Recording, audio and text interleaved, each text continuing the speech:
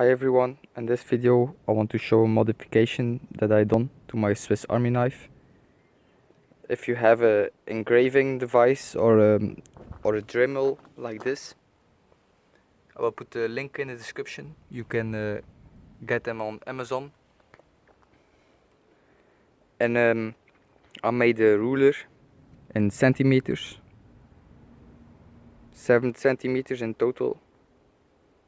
It's not that hard, it just takes some time,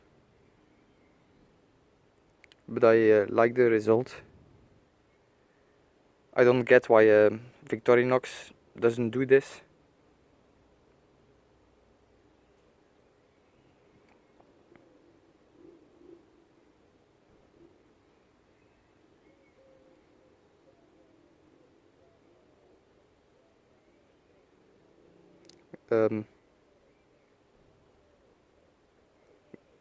Engraving the numbers was the hardest part about this, but it went pretty quick.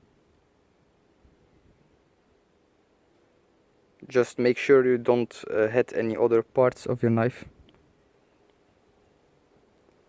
because like if you can see it, I got a little bit of damage here, but that's it. For the rest it worked perfectly. Anyway, thanks for watching. Have a good day.